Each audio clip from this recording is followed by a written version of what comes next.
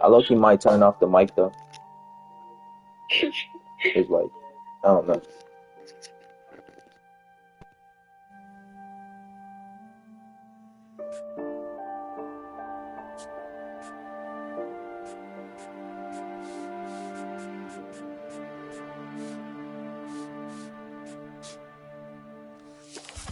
I'm just gonna start at the beginning, with the house.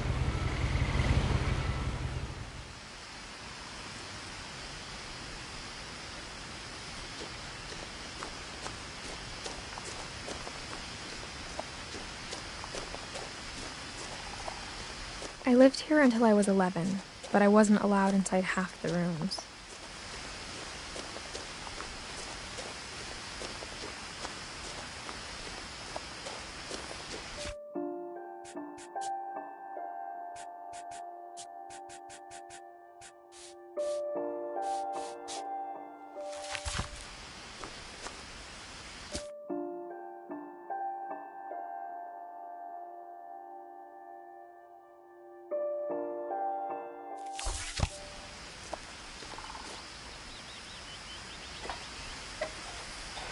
Inside the mailbox were bills from 7 years ago, marked urgent, open immediately.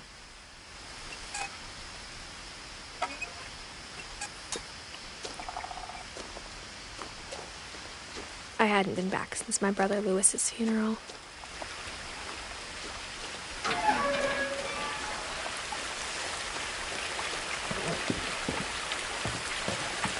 In her will, my mother left me a key but didn't tell me what it unlocked. Maybe she thought I'd know, or she thought that the mystery would be enough to bring me back.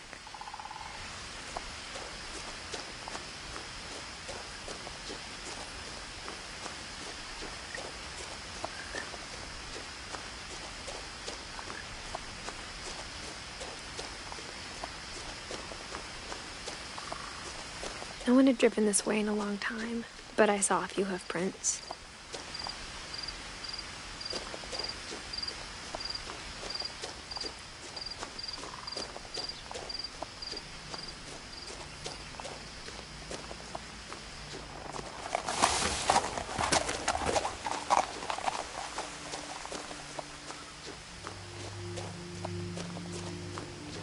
The truth is, even after I inherited the house, I never thought I'd come back to it.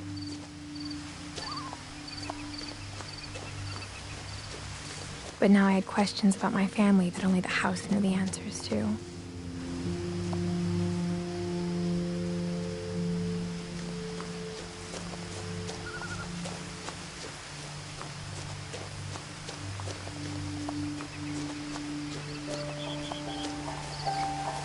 The house was exactly like I remembered it, the way I'd been dreaming about it.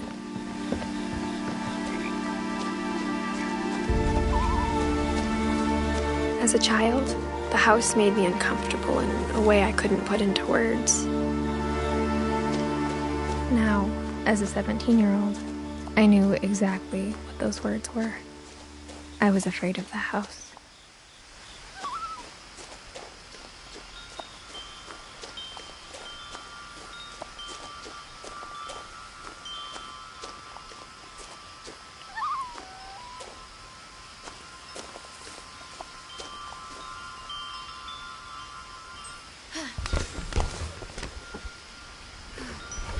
Crawling through the doggy door used to be a lot easier when I was 11.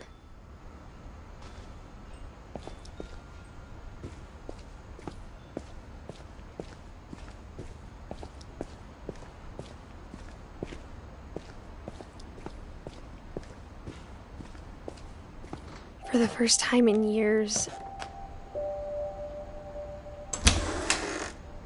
I felt like I was home. But instead of a family, there were just memories of one.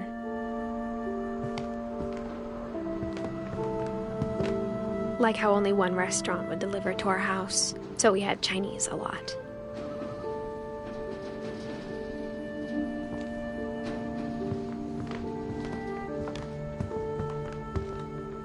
Or how after Lewis started working at the cannery, we all got sick of eating salmon, except our cat. Molly.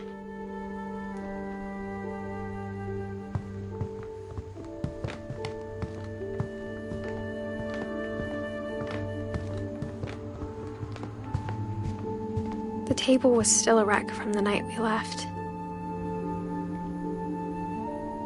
It was like a bomb had gone off, killing everyone but sparing the furniture.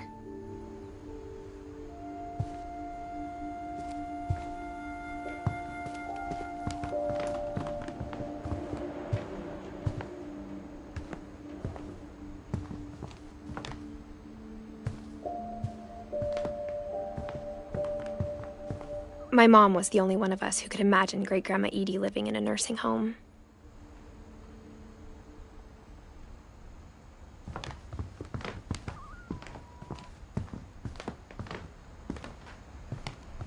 Nothing in the house looked abnormal.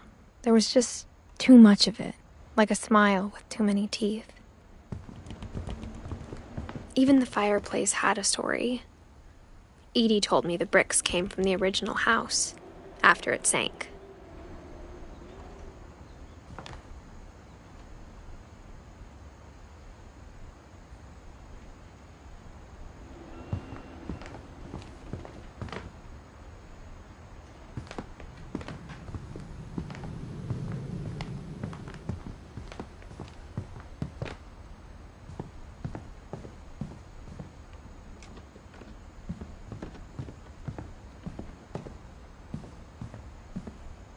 A lot of things got left behind in the whirlwind of that last night.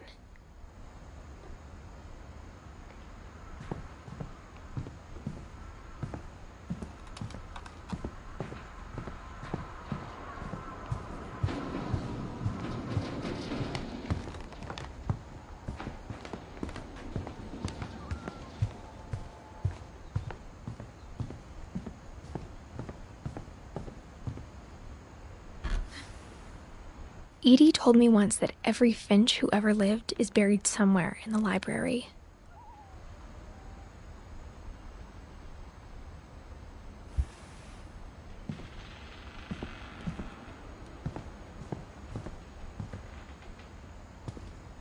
After Milton disappeared, Mom sealed up all the bedrooms. Then Edie retaliated and drilled peepholes.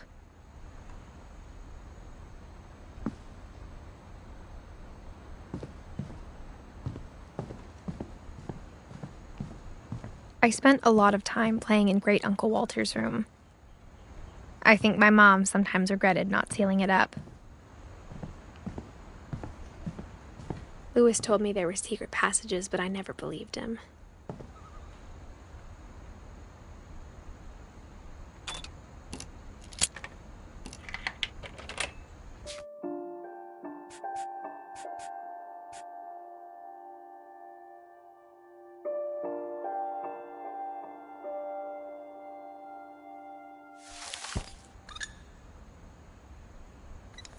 Turns out, my mom was really good at keeping secrets.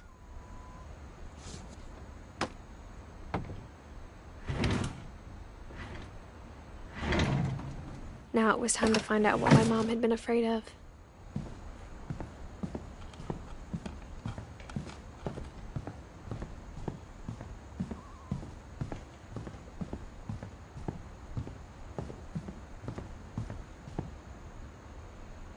Whenever people ask me about my family, the first thing they always want to know about is Barbara.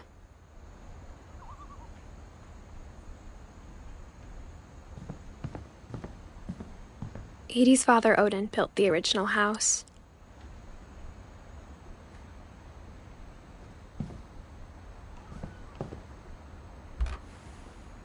Barbara was a child star for 2 years, until America grew out of it.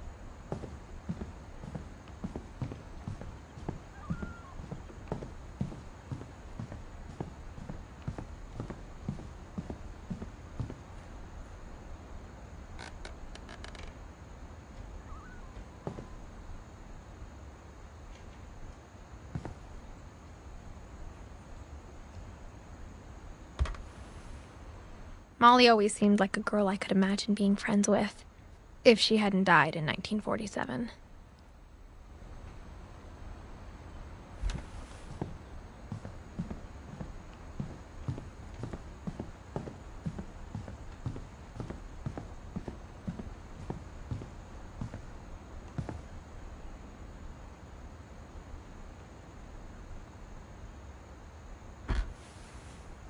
The last time I was in Edith Sr.'s room, I was 10 and she was painting my portrait.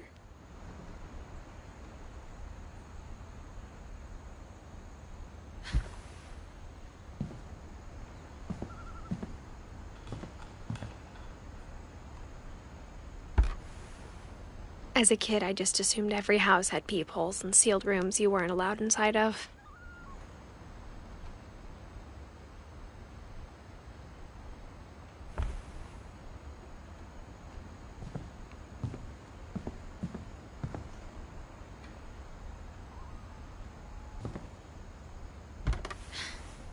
My Grandpa Sam spent 7 years sharing a room with his dead brother, Calvin.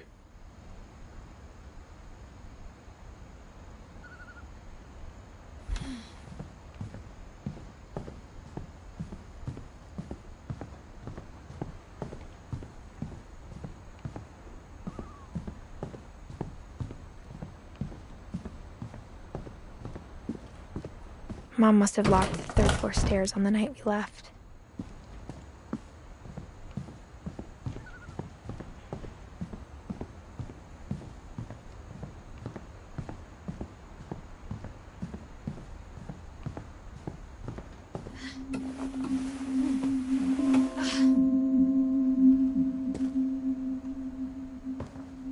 From the paintings on the wall, it was clear my brother Milton had been here before me.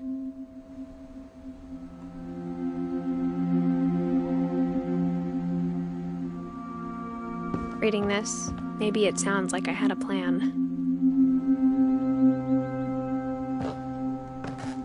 But I had no idea what was behind that door.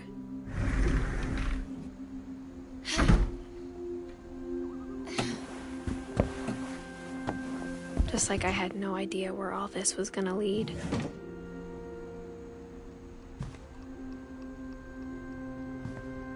I grew up looking at Molly's room through the peephole.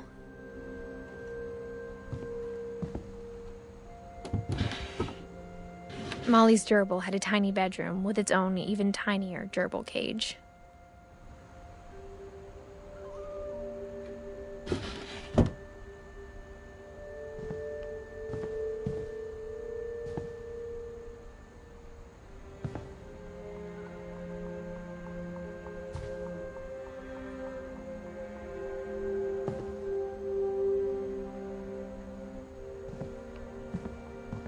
Being inside for the first time, I felt like I'd stepped behind a painting.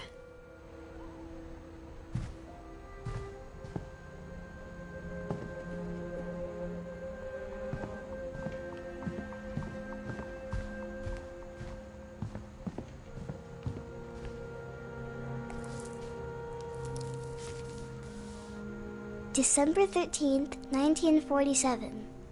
Dear Diary, I'll be gone soon, but I wanted to tell somebody about what's gonna happen. It started when Mom sent me to bed without dinner. I woke up and I was starving, so I looked around for something to eat.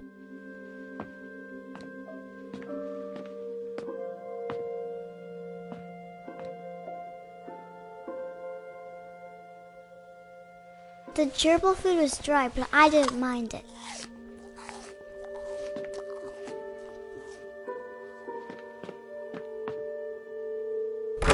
Mom, can I come out now? Sweetheart, it's late. Go to sleep.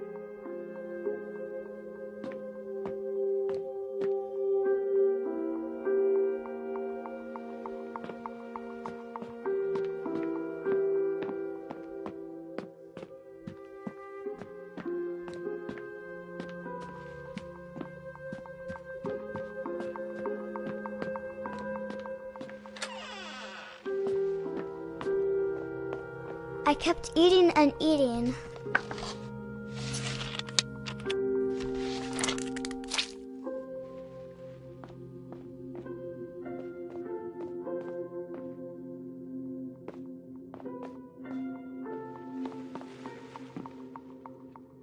I ate a lot of things that night.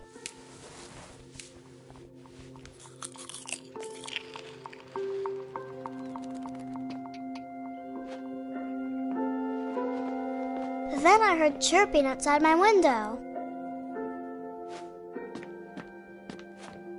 It was a barn swallow going back to her nest. I reached out for her.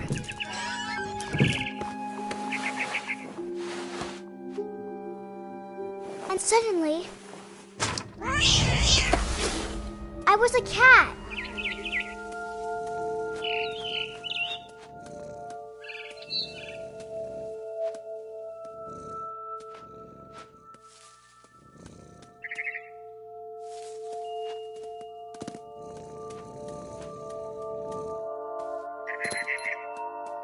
I tried to be quiet, but the bird was really scared.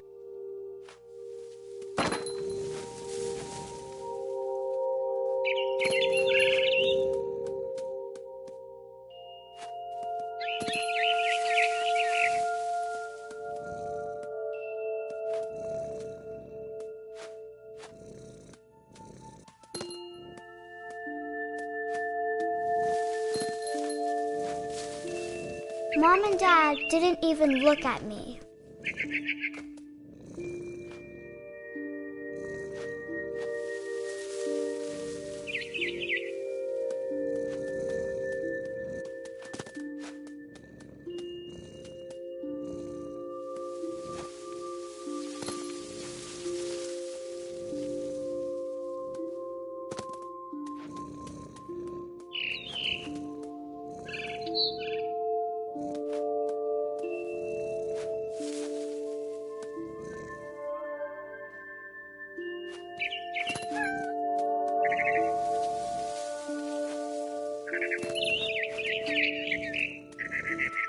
I jumped and I almost got her.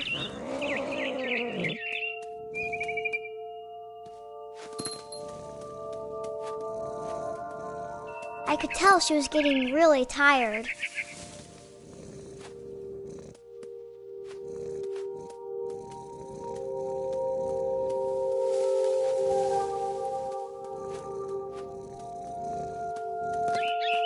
Now I was up in the big tree.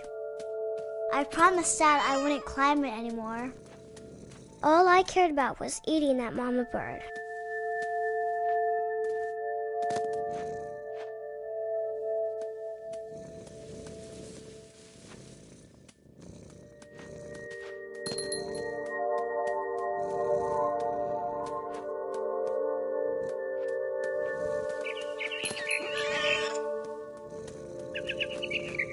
I gobbled her up. And suddenly, I was an owl. First, all I heard was the wind. Then I heard little teeth nibbling in the grass.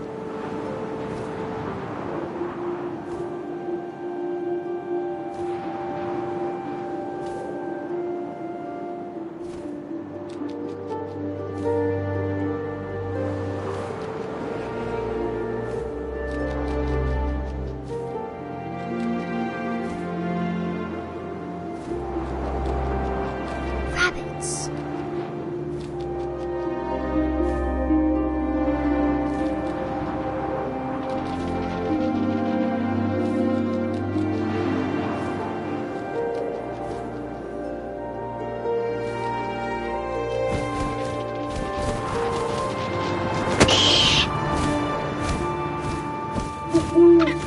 I imagined his face looking up and seeing mine through my talons.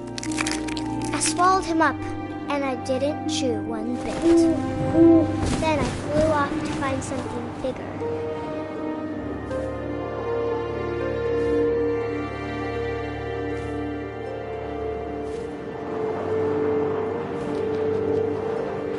A mama rabbit.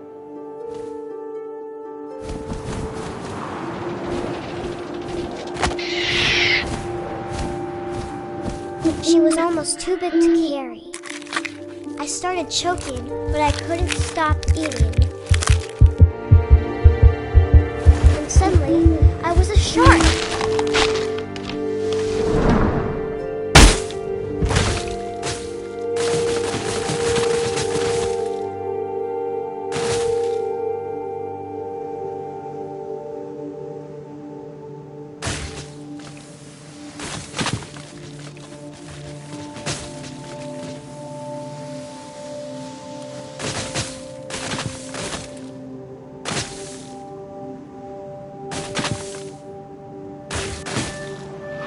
I rolled off a cliff and into the ocean.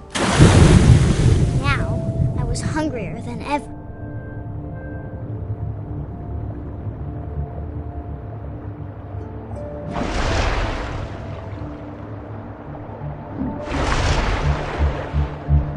I wanted fat, juicy seals.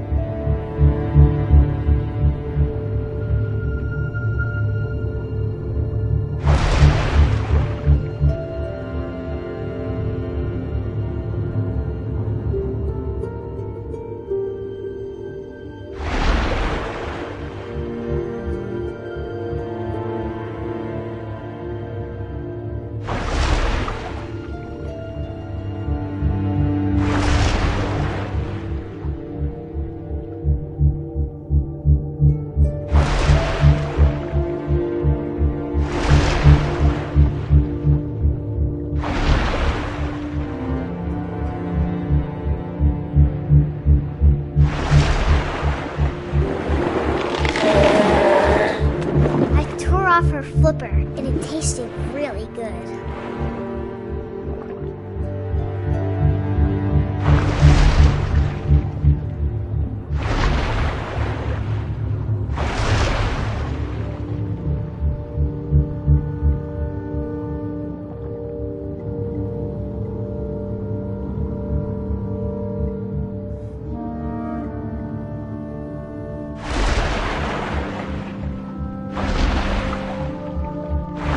Grabbed on tight. When I was so hungry, I jumped out of the water. When I opened my eyes, everything had changed.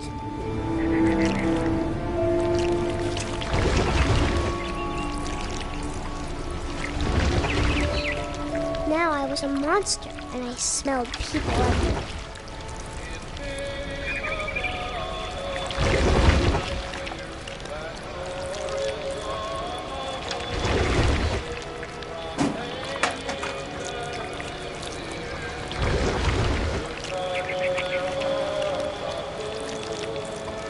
I was big, but I moved real quiet.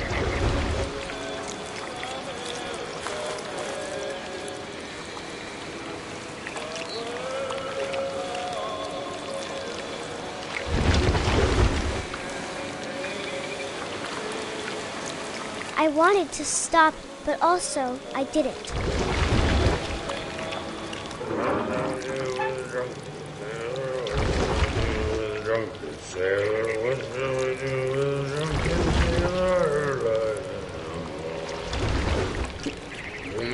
Belly with a rust. Belly with a rust.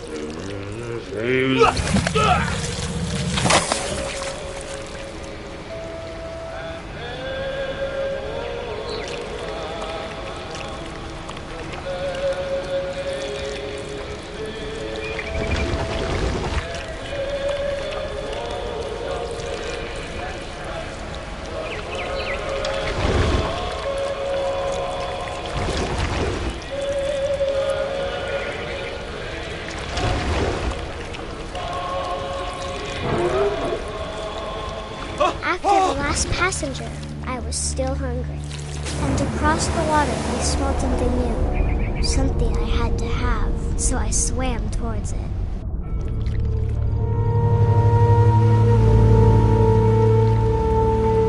I slithered onto the sand, and the good smell went into an old pipe.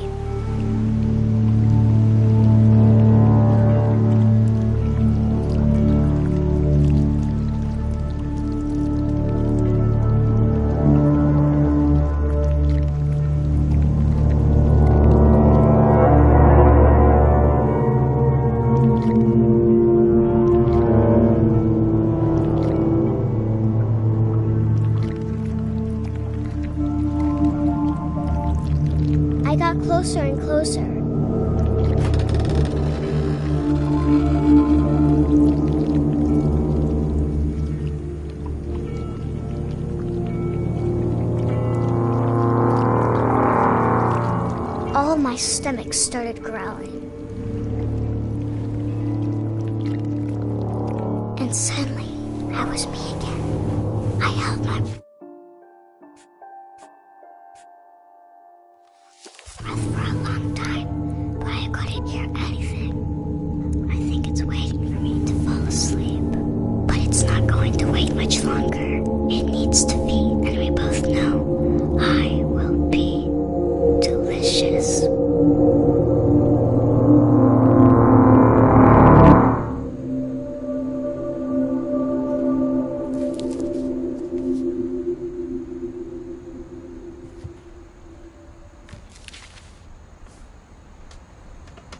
I'm not sure if I believed all of that, but I'm sure Edie would have.